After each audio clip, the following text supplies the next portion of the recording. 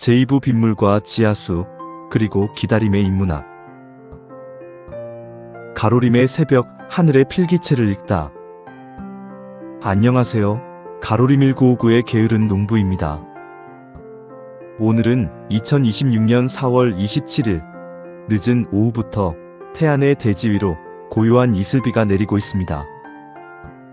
저는 한때 교단에서 셰익스피어의 희곡을 펼쳐들고 마침표 하나에 담긴 인물의 고뇌를 분석하곤 했습니다. 하지만 이제 저는 책장 대신 젖은 흙의 살결을 만지며 하늘이 빗방울이라는 문자로 대지 위에 매일 아침 새롭게 써내려가는 하늘의 필기체를 해독하고 있습니다. 여러분, 비가 온 다음 날 아침의 정원을 가만히 들여다본 적이 있으신가요? 어제까지 수돗물을 듬뿍 주었을 때는 결코 보지 못했던 식물들의 그 찬란하고도 폭발적인 생동감 말입니다. 잎사귀 하나하나가 마치 잉크를 감머금은 붓처럼 팽팽하게 긴장하며 초록의 에너지를 뿜어냅니다. 단순히 갈증이 해소되어서일까요? 아닙니다. 그 안에는 현대과학이 다 설명하지 못하는, 아니 어쩌면 우리가 효율이라는 이름 아래 잊고 살았던 생명의 청사진이 새겨져 있습니다. 식물은 단순히 잎이라는 물리적 기관이 아니라 이 설계도를 해독하는 영혼으로 물을 마십니다. 하늘에서 떨어지는 빗방울 하나에는 태양의 열기와 바람의 지문, 그리고 대기의 기운이 응축되어 그 정교한 생명의 코드를 완성하고 있기 때문입니다. 저는 오늘 여러분께 그동안 당연하게 여겼던 생명 없는 물줄기라는 관행을 잠시 내려놓으라고 권하고 싶습니다. 저 역시 처음에는 물을 주는 게 다 똑같은 거 아닌가라고 생각했습니다. 하지만 제 베란다에서, 그리고 이곳 가로림의 거친 땅에서 수돗물을 끊고 자연에 물을 도입한 순간 죽어가던 토마토가 나무처럼 굵어지는 기적을 목격했습니다. 오늘 이 이야기를 끝까지 듣고 나면 여러분의 가드닝은 물론 메마른 삶을 적시는 방식조차 완전히 달라질 것이라 확신합니다. 셰익스피어의 정원과 퍼머컬처의 철학. 셰익스피어는 그의 작품에서 자연의 한 줄기 손길은 온 세상을 친척으로 만든다고 노래했습니다. 제가 이곳 가로림에서 실천하는 퍼머컬처와 휴겔컬처 역시 그 고귀한 연결성을 회복하는 일입니다. 인간 중심의 편리함을 버리고 생태계의 구성원 모두가 상생하는 지속 가능한 삶을 설계하는 것이죠. 많은 이들이 제게 묻습니다. 선생님, 수도꼭지만 틀면 콸콸 쏟아지는 깨끗한 물을 두고 왜 굳이 무거운 항아리를 닦으며 빗물을 받고 땅속 깊은 지하수를 고집하시나요? 라고요. 편리함은 때로 우리 눈을 가리는 독이 됩니다. 수돗물 속에 섞인 염소는 인간에겐 위생의 훈장이지만 흙 속에서 묵묵히 제 소명을 다하는 미생물들에게는 하늘에서 떨어지는 날카로운 칼날과 같습니다. 염소는 유해균만 죽이는 것이 아니라 식물의 뿌리를 감싸며 영양 흡수를 돕는 수억 마리의 유익균까지 무차별적으로 학살합니다. 갓 태어난 아기에게 소독약 냄새 진동하는 물을 먹이는 부모는 없습니다. 그런데 왜 우리는 우리 정원의 생명들에게 그토록 무심하고 가혹했을까요? 우리는 편리함이라는 이름으로 식물의 생존 본능을 거세하고 있었던 것은 아닐까요? 이 질문에 대한 답을 찾는 과정이 바로 제가 게으른 농부로 거듭나는 첫걸음이었습니다. 빗물, 액체로 구현된 태양의 연금술. 자, 이제 조금 더 깊고 이론적인 세계로 들어가 보겠습니다. 빗물은 단순히 구름에서 떨어지는 중력의 산물이 아닙니다. 유럽의 강국인 네덜란드와 독일에서는 빗물을 하늘의 보약이라 부르며 금쪽같이 여깁니다. 특히 독일의 생태 농업에서는 번개와 함께 내리는 빗물을 하늘의 질소 공장이라 부릅니다. 빗방울이 저 먼 하늘에서 대지를 향해 긴 여행을 시작할 때 공기 중에 떠다니는 질소를 흡수합니다. 식물에게 질소는 무엇입니까? 바로 성장의 엔진이자 엽록소의 핵심입니다. 우리가 돈을 주고 사는 인공 질소 비료는 식물의 배만 불리는 가공식품과 같지만 빗물은 자연이 직접 조제한 천연 질소 보약입니다. 여기에 놀라운 과학적 반전이 하나 더 있습니다. 빗물은 약산성을 띱니다. 대부분의 식물은 이 약산성 환경에서 흙 속에 갇혀있던 칼슘, 마그네슘 같은 미네랄을 가장 활발하게 흡수합니다. 여러분의 모종이 비싼 영양제를 주어도 시들시들했던 이유는 영양이 부족해서가 아니라 알칼리성, 수돗물이 식물의 입을 꽉 막아버렸기 때문입니다. 빗물은 그 굳게 닫힌 생명의 문을 열어주는 마법의 열쇠입니다.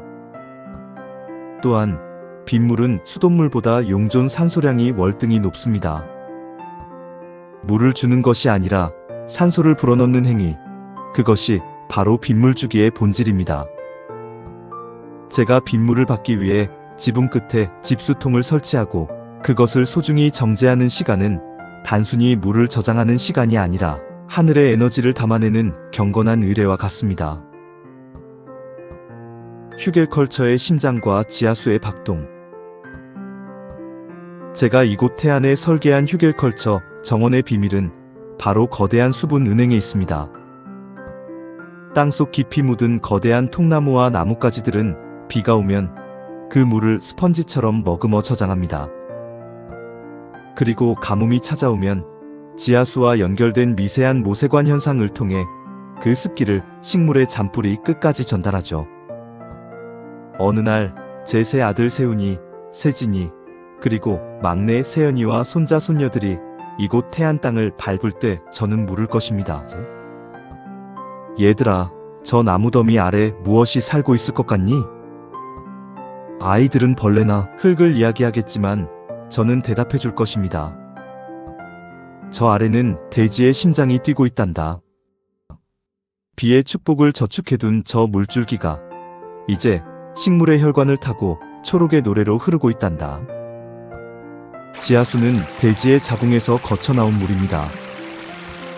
수십 미터 안반층을 통과하여 천연 여과된 지하수는 사계절 내내 15도 내외의 일정한 온도를 유지합니다.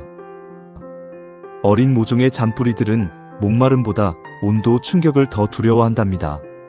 그래서 뜨거운 한여름 햇살 아래 달궈진 흙 속에 얼음장 같은 수돗물을 끼얹는 것은 곤히 잠든 아이에게 얼음물을 끼얹는 폭력과 같다고 일부에서 말씀드린 바 있습니다. 지하수는 어머니의 양수처럼 따뜻하고 부드럽게 뿌리를 감싸 안습니다.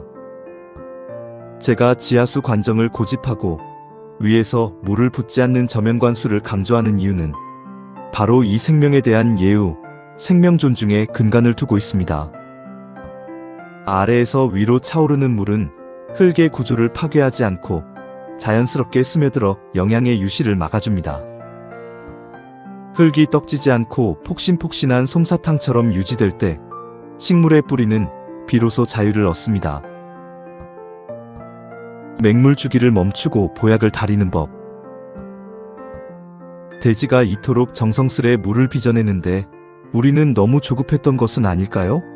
이제 그 미안함을 담아 행동할 때입니다. 당장 수도꼭지를 잠그십시오. 그리고 빗물을 받으십시오. 빗물을 받을 형편이 안 된다면 수돗물을 받아 최소 2, 3일은 햇볕 아래 두어 독한 염소를 날려보내고 물의 온도를 공기와 맞추라고 이 역시 일부에서 말씀드린 바 있습니다. 이 짧은 기다림의 시간이 죽은 물을 산물로 바꿉니다. 그리고 저만의 비법이 하나 더 있다고 역시 일부에서 말씀드렸죠? 바로 살아있는 생명의 발효수입니다. 쌀을 씻은 쌀뜨물을 2, 3일 숙성시키면 유익한 미생물들이 폭발적으로 증식합니다. 여기에 미네랄이 풍부한 천연소금 한 꼬집 섞어 저면관수를 해줍니다. 이렇게 물을 주면 식물은 단순히 목을 축이는 것이 아니라 대지의 정수를 마시는 것입니다. 농사는 단순히 노동의 영역이 아니라 농부와 식물 사이의 교감, 그 깊이에서 승패가 갈리는 예술입니다. 맹물은 그저 흙을 통과할 뿐이지만 이 살아있는 발효수는 식물의 세포 하나하나에 생명의 불꽃을 지핍니다. 제가 물주기를 바꾼 후 목격한 또리의 하얀 폭발, 그것은 제가 교단에서 아이들의 눈빛이 살아날 때 느꼈던 그 경이로움과 닮아 있었습니다. 기다림의 미학, 순환하는 삶의 문법. 여러분, 가드닝은 식물을 키우는 기술이 아니라 나 자신의 조급함을 다스리는 수양의 과정입니다. 빗물을 받기 위해 항아리를 닫고 하늘의 기색을 살피는 마음, 지하수가 차오르길 기다리며 대지의 박동에 귀 기울이는 마음. 그것은 바로 거친 인생의 노도 속에서도 평온을 유지하는 기다림의 철학과 맞닿아 있습니다. 성경에서 물은 종종 은혜와 소생을 상징합니다. 그는 시냇가에 심은 나무가 철을 따라 열매를 맺으며 그 잎사귀가 마르지 아니함 같으니, 이 구절처럼 우리가 식물에게 주는 물은 단순한 액체가 아니라 그들이 시절을 좇아 열매 맺게 하는 보살핌의 통로여야 합니다. 어쩌면 우리는 우리 인생에서도 너무 자주 수돗물 같은 편리함과 즉각적인 결과만을 원했는지도 모릅니다. 하지만 진짜 귀한 것은 비를 기다리는 농부의 마음처럼 시간이 빚어내는 발효의 과정을 거쳐야 합니다. 내 정성에도 불구하고 식물이 자라지 않는다고 탓하지 마세요. 혹시 여러분이 건넨 것이 식물이 간절히 원하던 생명이 아니라 인간의 편의가 빚어낸 차가운 독은 아니었는지 돌아보아야 합니다.